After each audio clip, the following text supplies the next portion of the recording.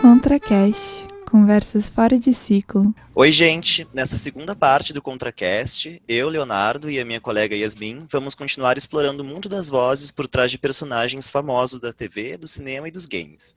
Por isso, sejam bem-vindos à parte 2 do nosso episódio sobre dublagem.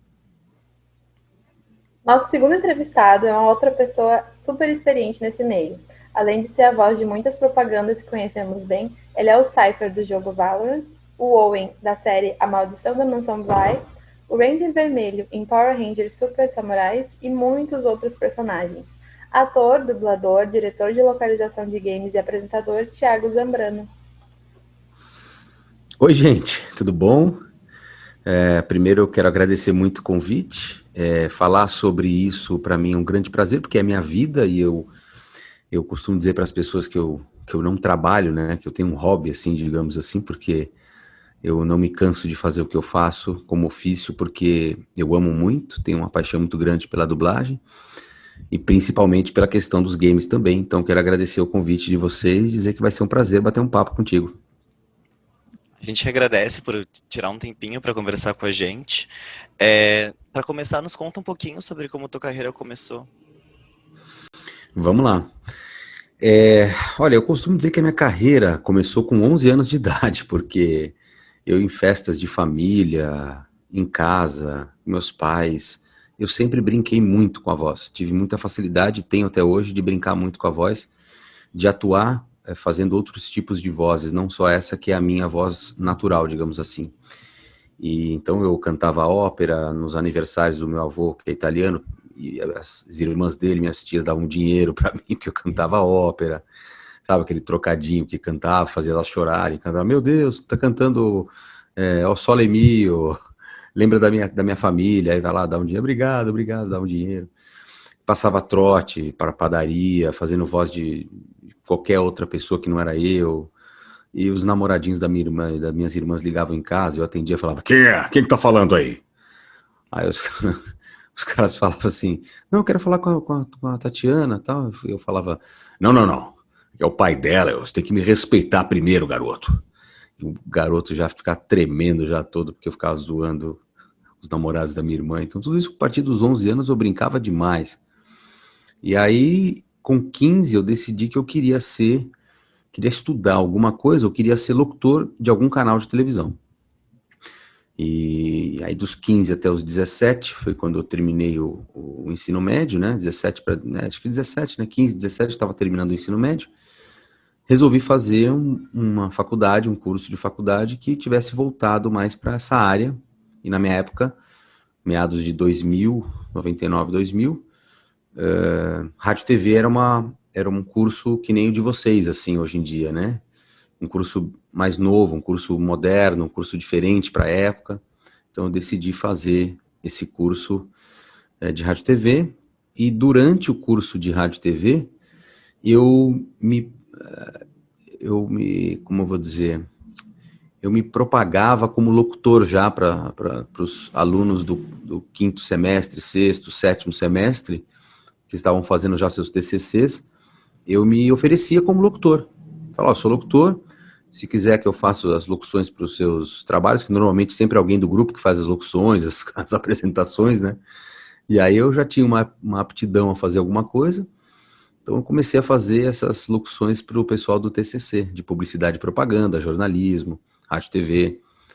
E aí até engraçado, então eu coloquei um cartazinho lá na sala, onde era a técnica, né, de áudio, dizendo que, sou locutor, se quiser que eu faça sua locução do TCC, eu venho e faço, a única coisa que eu cobro é um lanche e a passagem do trem. Então, já sabia meio que negociar o que era importante para mim naquela época. E aí, depois disso, eu comecei a fazer teatro, nesse mesmo período, na verdade, da faculdade, eu fazia teatro, praticamente acabei me formando como ator também. Depois de um bom tempo já fazendo teatro, eu decidi fazer um curso de dublagem, de locução, quer dizer, de locução publicitária, para tirar um DRT, que é um registro no Ministério do Trabalho. E eu fiz esse curso de locução. Quando terminou, no mesmo lugar surgiu um curso de iniciação à dublagem, isso em 2003. 2004. Aí eu fiz esse curso de dublagem e o meu professor é exatamente o meu padrinho hoje em dia na dublagem, chamado Cassius Romero, e ele é a voz do Negan de Walking Dead, para vocês terem uma ideia. E aí no final do curso de iniciação à dublagem, ele virou para mim e falou assim: "Você quer trabalhar comigo?" Aí eu falei: "Lógico que quero." E comecei a estagiar na dublagem em 2004 para 2005. E nisso nunca mais eu parei. Estagiei, fiquei 6 meses só vendo os grandes atores trabalharem. E depois desse processo eu fui chamado para fazer minha primeira pontinha na dublagem, que normalmente ou é um garçom, ou é um cara que aparece e entrega algum cara do correio, ou qualquer pessoa que seja, que tem uma ou duas frases. E obviamente que eu demorei 5 horas para poder fazer, tô brincando, 5 horas é muito, mas demorei muito para poder fazer, tipo, sim senhora, claro, mais alguma coisa? Tipo, eu demorei muito tempo para poder fazer isso, nervoso pra caramba, suando, frio. E aí depois disso, enfim, foi só a carreira decolando, graças a Deus, bastante trabalho, pessoal confiando no meu trabalho, e foi dessa forma que eu comecei. A gente viu no teu histórico que uma parte significativa dos seus trabalhos é dando voz a campanhas publicitárias. Entre a locução de propagandas e a dublagem de personagens, existe alguma diferença muito significativa? Entre a propaganda publicitária e a dublagem, existe muita diferença, né? São 2 caminhos que eu digo que são opostos por conta do tipo de trabalho, mas ao mesmo tempo já tem alguns anos que atores fazem as 2 coisas. Primeiro que para dublar você tem que ser ator, para ser locutor não precisa ser ator, né? Mas é importante você ter uma leitura, ter uma dinâmica de leitura, de interpretação de texto muito grande, igual a dublagem. Mas de uns tempos para cá eu tenho percebido, assim, uns 5, 6 anos para cá, eu tenho percebido que atores têm feito locução, porque o mercado está pedindo mais naturalidade, mais conversa na orelha, como a gente diz, né, um termo que a gente diz na locução, assim, cara, faz uma voz de conversa na orelha, que é você falar com um amigo, falar, sabe, de uma forma mais solta. Então talvez isso seja uma coisa mais próxima que exista, né, entre as 2 formas de trabalho que você citou. Mas de resto são totalmente diferentes, né? Normalmente você vai vender uma marca ou vai falar de uma marca, e na outra não, você vai ser a voz de um personagem, de um ator que já existe, ou de um desenho que já existe uma voz original, e você vai ser aquela cópia, né? Você vai ser, digamos, você tem que copiar a interpretação daquele ator original na dublagem. A dublagem é isso, é uma cópia. Se o cara tá triste, você tem que ser triste. Se for alegre, você estraga o filme, não tem sentido. Então, você tem que seguir aquilo. Então, é mais ou menos isso. Acho que a diferença maior é essa. Uma você é uma cópia de um original, e no outro você está criando uma interpretação, junto com um cliente, junto com uma agência. Então, são coisas bem, bem diferentes mesmo. Acho que a única coisa que é igual hoje em dia é a questão da publicidade está usando bastante atores para poder fazer locução. Interessante isso. A gente não sabia que para uma coisa precisava ser a outra, mas para outra coisa já não precisa. É bom saber para o pessoal que se identifica com essa área e quer trabalhar com isso algum dia, né? Pelo menos aqui em São Paulo, São Paulo e Rio, para você dublar, você precisa ser ator formado. Você tem que ter um registro no Ministério do Trabalho dizendo que você é um ator. Então, se não tiver isso, nem adianta entrar em São Paulo e Rio, que são os 2 polos de dublagem do Brasil, né? E como que surgiu a oportunidade para ser locutor fixo de marcas grandes como a Disney e a Claro? Que tipo de propaganda tu fazia para esses canais? É tipo mudança de programas, anúncio da semana? Como é que é? Para Claro, não foi teste. Para Claro, quando eu comecei a fazer, hoje eu não faço mais Claro, está em outra conta, com outro locutor, mas na minha época, quando eu fiz Claro, a produtora que pegou o cliente, né, que pegou a conta, eu já trabalhava para eles. E aí, normalmente, aquela coisa, ele fala, putz, eu confio no trabalho do Thiago, eu sei que ele vai entregar um bom produto. Mandou minha voz lá para Claro, Claro aprovou, e aí durante mais de 4 anos, 5 anos, eu fiz locução para Claro, assim, voltada para a área comercial mesmo. Então, vendas, institucional, internet, televisão, algumas coisas, né? de publicidade. Agora, para Disney não, para Disney foi o quê? Um teste grandioso aqui em São Paulo. Eles estavam procurando uma voz para ser locutor dos patrocinadores do canal, ou seja, Pampers, que vai anunciar alguma coisa na Disney, nos canais, eu que faço a locução. Se vier CNA, quer fazer uma assinatura, uma propaganda, eu que faço a locução. Isso dentro da plataforma Disney, né? Então, eles fizeram um grande teste aqui em São Paulo, mais de 120 atores e locutores, e eu acabei passando e ficando, estou há 9 anos já trabalhando com eles. É um contrato renovável a cada ano, e muito feliz, muito contente da confiança deles. Eu tenho o maior orgulho de dizer para todo mundo que o meu chefe é o Mickey. Que legal, Thiago. A gente sabe que tu tem um histórico de dublagem com anos de trabalho. Mas o que nos chamou muito a atenção foi tu ter ganhado um Oscar de dublagem com a indicação de melhor dublador iniciante. Nos conta como é que foi dublar o Toma de Ícaros, que é um personagem de Cavaleiro do Zodíaco no longa Prólogo do Céu. Bom, Cavaleiros do Zodíaco é uma comunidade apaixonada, gigante, enorme, igual praticamente Dragon Ball. Eu acho ainda maior, né? Eu acho que ainda é um pouco maior. Mas não vamos entrar nesse conflito, porque senão o povo de Dragon Ball vai querer me matar, né? Mas foi um presente, né? Eu costumo falar que 2 personagens na minha vida foram presentes. Eu vou citar só o Toma, porque talvez vocês falem sobre esse outro personagem, e aí eu cito ele mais pra frente.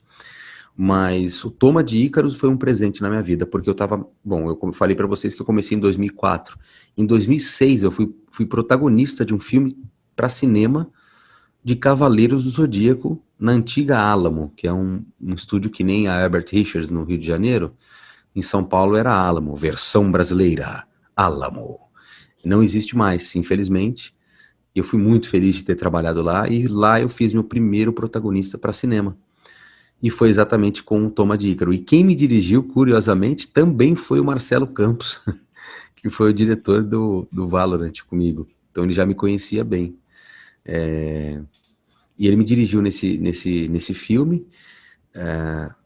Eu lembro muito bem que era um trabalho que hoje em dia eu faria em 1h30, 2 horas. Eu levei naquela época 5 horas para poder fazer. Suava, camisa molhada, de tanta intenção, de tanta vontade, de tanta força que eu botei, de tanta energia, de errar e de fazer de novo, e errar e fazer de novo, e o Marcelo me corrigir. Então, eu fiz com muito amor, eu tive muito carinho naquela época por ter feito o Toma de Ícaros, e a resposta foi muito boa na época do público. Acho que a resposta desse meu suor, desse meu carinho, dessa minha entrega, veio exatamente na época do Oscar, quando rolou o Oscar da dublagem, e foi votação popular. E naquela época, 2006, não existia celular para você votar, não, era computador de casa mesmo. Então o pessoal abria computador, votava, enfim.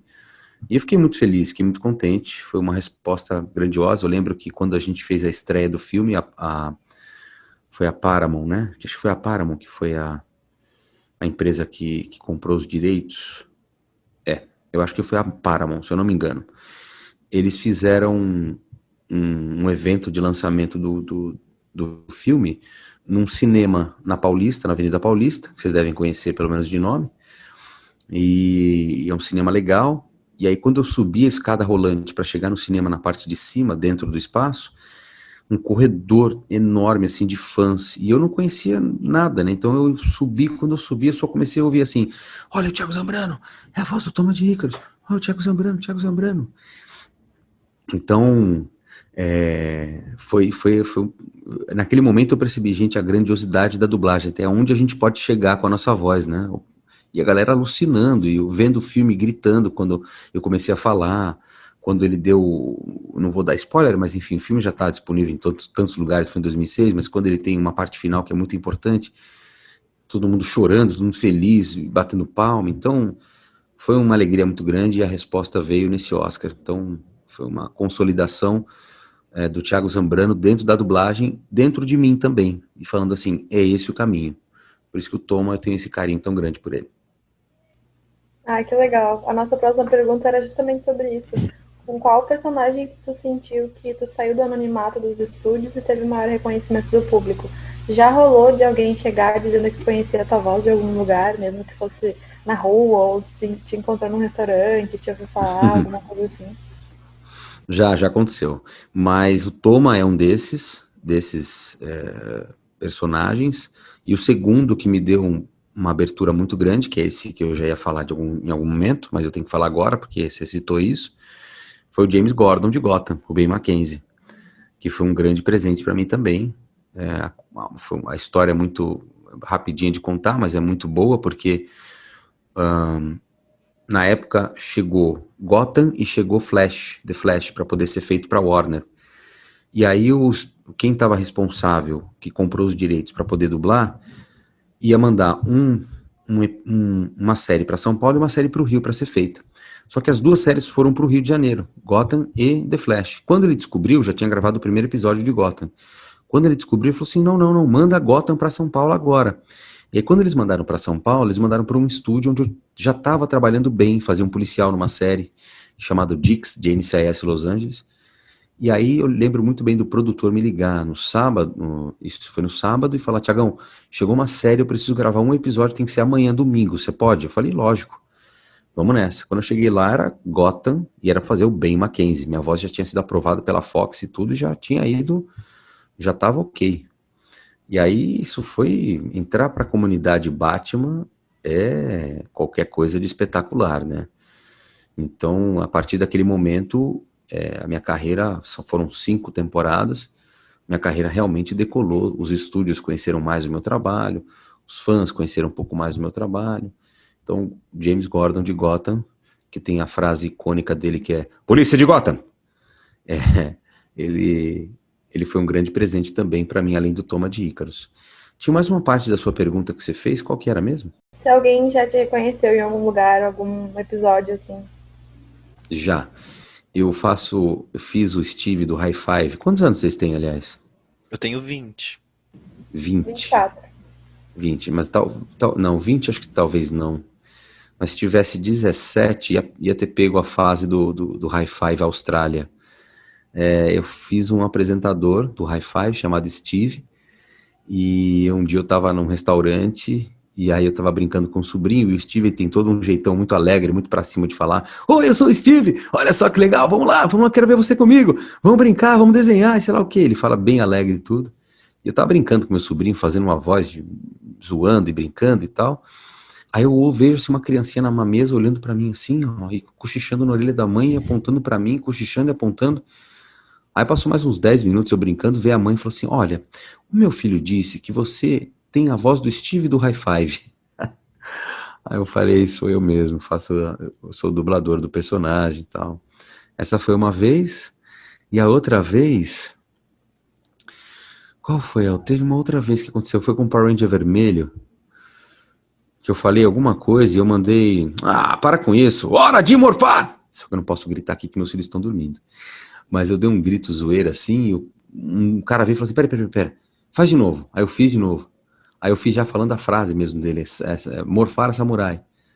Aí ele, cara, não é possível, você fez a minha infância, você é o dublador dele e tal. Aí, enfim, é muito engraçado quando isso acontece, porque a gente como ator, a gente não tem o reconhecimento pela nossa imagem, a gente tem reconhecimento pela nossa voz. E quando alguém ouve a nossa voz é porque marcou, e a pessoa reconhece é porque marcou mesmo, entendeu? Então já aconteceu, sim. Ai, que legal.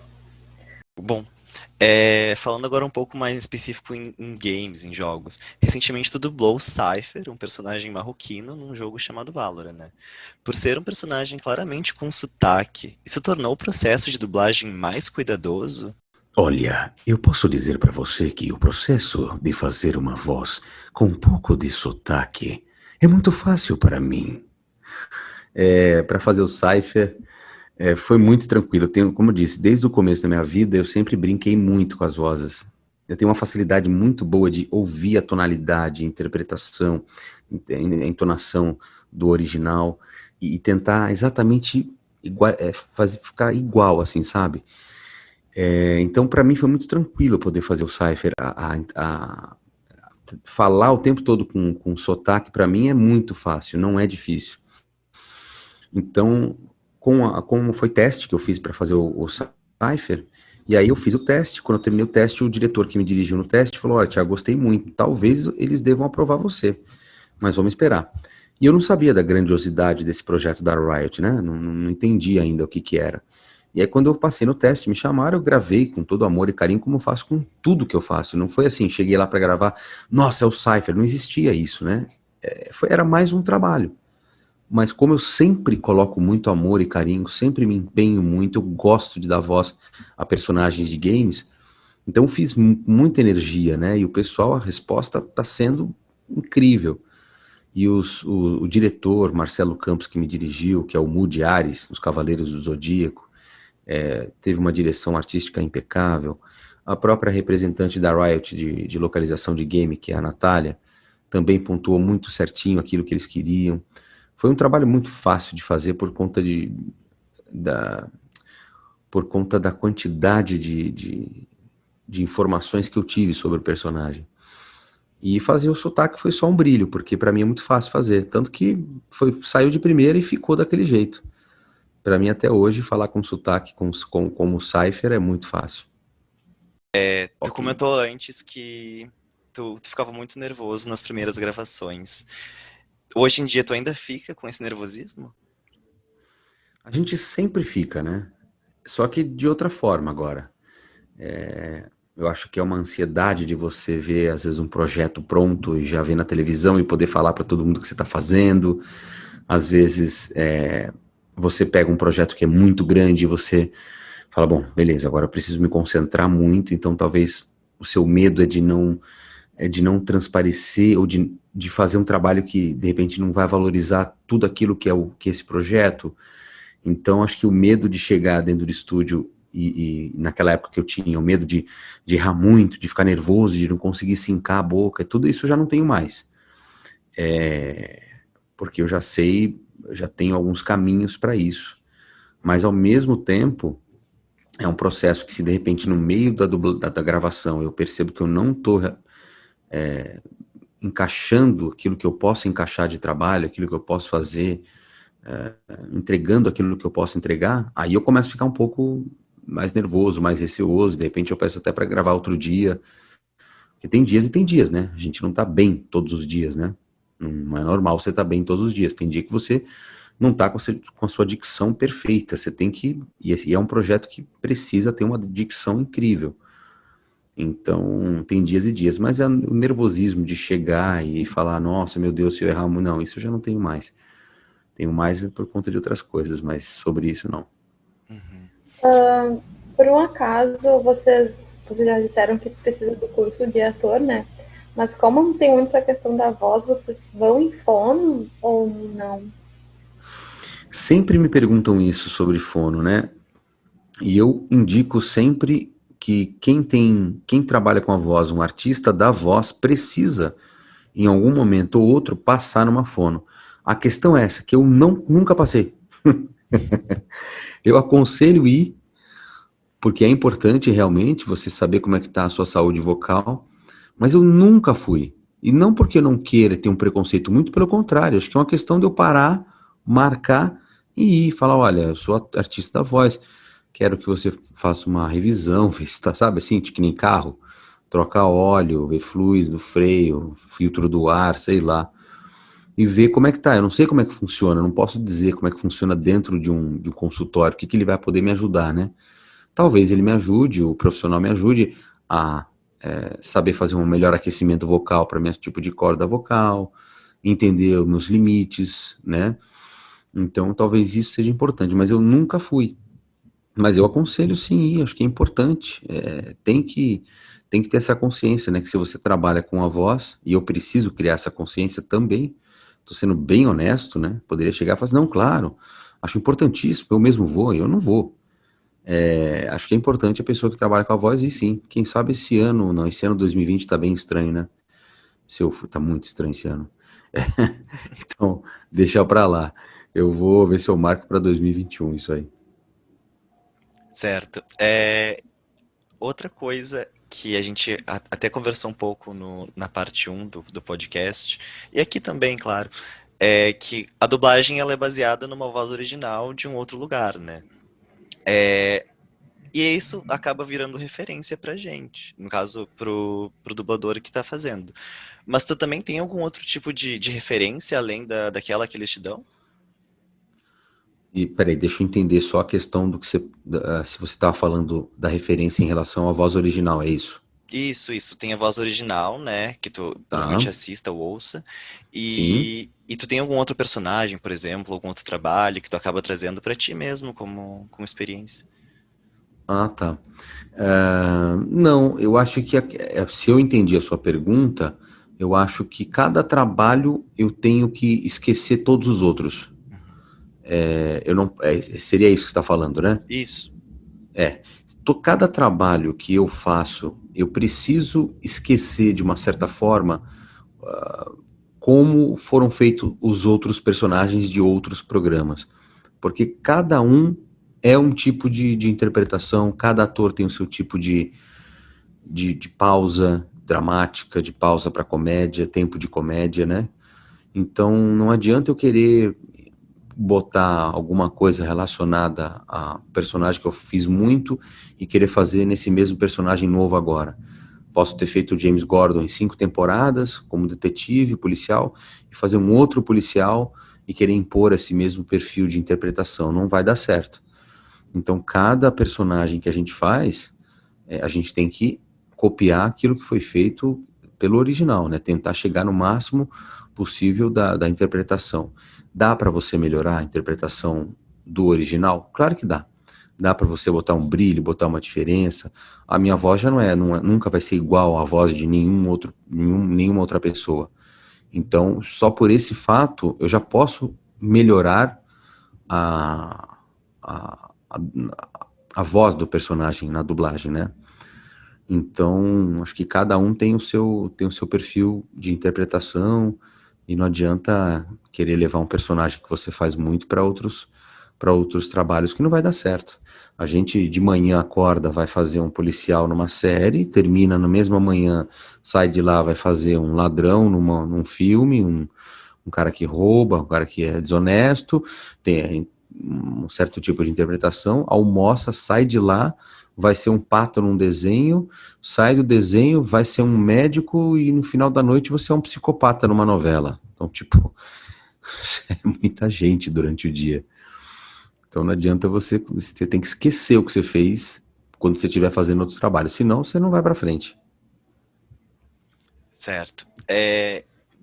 Falando ainda sobre um pouquinho sobre o Cypher, depois que surgiu esse personagem pra gente, acredito que durante a quarentena foi o lançamento do jogo, tu acabou participando de muitas lives interativas com os outros dubladores, né?